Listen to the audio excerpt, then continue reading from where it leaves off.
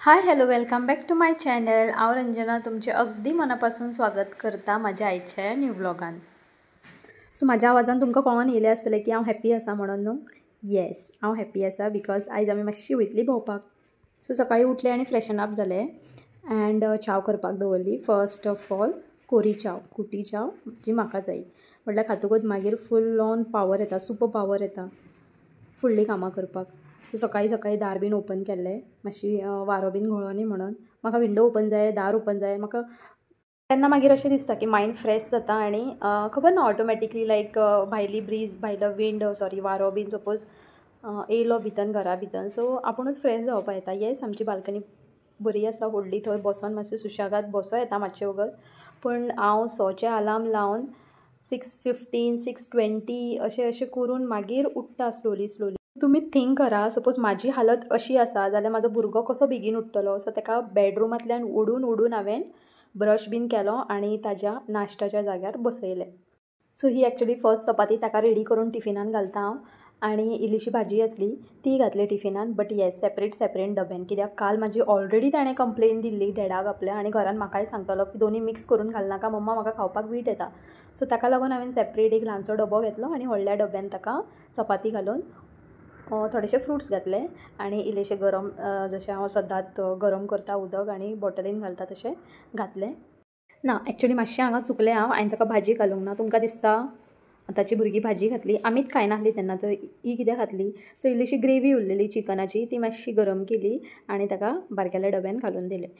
आतां हांगा एक म्हाजी मिस्टेक जाली. तो बारकेलो डबो आसलो, ताजें लीड लावपाक वयलें म्हाकाच इतलो प्रॉब्लम जातालो आनी म्हाज्या मायंडान येयल्लें मातशें सकाळीं. सपोज म्हाका इतलो प्रॉब्लम जाता, तें टायट बसना जाल्यार म्हाजो भुरगो कसो लायतलो. आनी तेंच जालें. तेणें स्कुलान ती चपाती खाल्ली बट लीड सारकें लावना आनी इल्लीशी ग्रेवी आसली ती फूल ऑन बॅगान ओतली.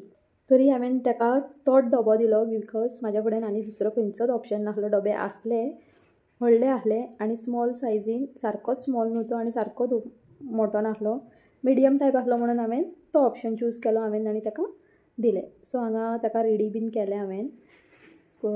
स्कुलाचे कपडे घातले, पावडर कितें लावपाचें बीन लायलें आनी ताका बॅग दिली आनी सकयल वच आनी सँडल घाल म्हटलें. ताजो टायम जावन आसलो म्हणून तो मातसो हांगा टायमपास करपाक लागलो तुका माजराक घेवन. तो मातसो वगत बरो बसलो आनी माजरूय तेज्या बरोबर बरें खेळटा. ताका बरें गालाक हात लायतले. आनी एक मिलीची गजाल सांगपाची म्हटल्यार, मिली म्हटल्यार आमचें जें माजर आसा न्हू ताका आमी मिली म्हणटा. आमी मिली नांव दवरलें. सो तें न्हू ताका बेडरुमानूच न्हिदपाचें आसता आनी अनफॉर्च्युनेटली सपोज तें भायर उरलें पासून केन्ना केन्ना ताका मूड नासता. मिलीक आमच्या तेंय सांगता, माजराक आमच्या मूड नासता बेडरुमान न्हिदपाचो. बट ताका लागून तें गॅलरीन बीन भायर वयता. लायक पर्शियन आसा न्हू तें, सो तेज्या आंगाचेर खूब लेवा आसता म्हणून तांकां गरमी बीन अशें जाता. ताका लागून तें भायर रावता वारो बीन बरो येवंक जावो म्हणून.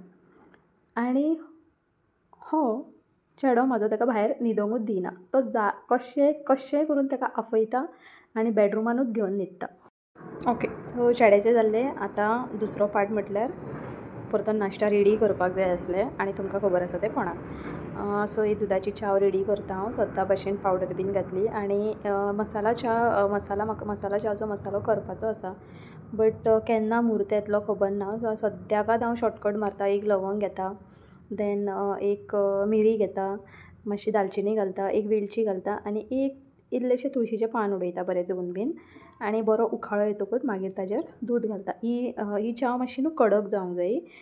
जी खंयची च्या पत्ती तुमी यूज करता ती मातशी चड घालपाची आनी म्हटल्यार 1 ग्लास ऑफ वॉटर तुमी घेता जाल्यार ते उखाळो येवन तेजे हाफ अ ग्लास जावंक जाय, मागीर ती कडकसाण येता. सो ती जाली चाव आनी हांगा फटाफट हांवें नाश्ता बीन रेडी केलें. आनी हांगाय मातशें म्हाका शॉर्टकट मेळ्ळें बिकॉज चपाती बर कितें भाजी बीन करपाची गरज नासली बिकॉज अळम्यांची ग्रेवी मातशी उरलेली आसली. सो चपाती बर तें मातशें तोंडाक जालें आनी सकाळची आयज चड दगदग नासली बिकॉज दवरलें कित्याक चिकन इल्लें आनी अळम्यांचें बिकॉज म्हाका खबर आसलें सकाळीं इतली गडबड आसतली आनी मातशें भायरूय सरोंक जाय खंय तरी वचोंक.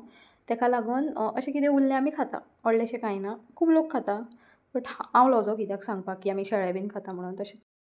सो आतां हें सगळें जातकूच उरलो प्रश्न आतां आयदनांचो. कितलेय थोडेशें कर नाल्यार चड कर, आयदनांय जातात. आनी आतां हो कोण घासतलो?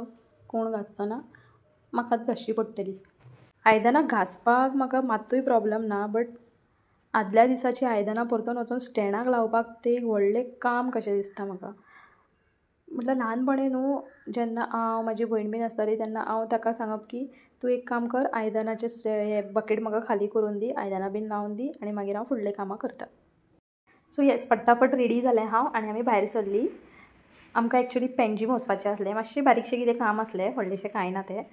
बट 45 मिनिट्सचो प्रवास आसलो, ताका लागून बरी रेडी बीन जाली आनी खूब दिसांनी भायर सरलें म्हणटकूच म्हटल्यार मातशें भोंवूनूय येयल्ल्या भशेन जातलें, ताका लागून हांवूय भायर सरलें. म्हाजें कांयच काम नासलें, बट म्हटल्यार घरान रावूनय कितें करतलें म्हणून हांवूय भायर सरलें. सो हो व्यू पळोवंक शकता तुमी, आतां आमचे न्यू ब्रिजीस जाल्ले आसा तांचो. सो सगळीं थंयचीं कामां वायंड अप करता आनी आमी थंयच्यान रिटर्न येता म्हणसर आमकां देड जाल्ली आनी वाटेक हांवें हुमण घेतलें, म्हटलें शीत घरान लायतलें आनी हुमणा बर जेवतलीं. सो मागीर चिंतलें की चेड्याकूय रिसीव करया, तेज्या स्कुलान गेलें हांव. बट मातशें एक 15-20 मिनटां रावचें पडलें बिकॉज तितलो टायम जावंक नासलो आनी मागीर ताका पिकअप करून आमी घरान येयलीं. पेंजीमांतल्यान येता आसतना अक्षरशा इतलो पावस आसलो, बरें जालें आमी रेनकोट कॅरी केल्लो तो, बट स्टील तो हाफ रेनकोट आसलो त्या खातीर हांव भिजलें, फूल म्हजे केंसूय भिजलेले बिकॉज रेनकोटाची टोपी आसली, म्हटल्यार वयलें कॅप आसलें ताजो जो फूल नाडो आसता न्हू तोय भायर सरलेलो आनी म्हाका कांयच प्रोटेक्शन नासलें म्हजें हेड कवर करपाक. सो तकलीय भिजली म्हजी, ताका लागून हांव येवन फटाफट न्हांवून घेतलें. सो न्हांवून बीन घेतलें आनी कितली जाल्ली 2:30 जाल्ली, सारकी 2:30-2 बीन जातलीं घरान पावता म्हटल्यार. मागीर कुकर लायलो, जेवलीं बीन. हांव जेवूं नासलें, हांव न्हांवलें आनी म्हटलें देवाची पुजा करूंक जाय. आतां तुमी म्हणटली 2:30 देवाची पुजा, म्हाका अशें दिसना की खंयच्या स्पेसिफीक टायमाचेरूच पुजा करूंक जाय म्हणून, बिकॉज देव असो म्हणना की जी तुजी प्रायोरिटीज आसा ती सायडीक दवर आनी फर्स्ट म्हाका प्रायोरिटी दिना.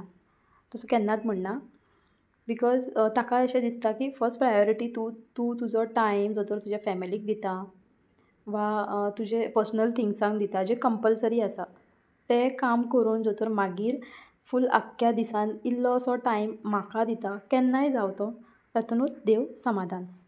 सो असो सुंदरसो गेलो आमचो आयचो दीस, मातशी भायर बीन भोंवून. फाल्यां परतून मेळया एका न्यू व्लॉगान. Till then bye.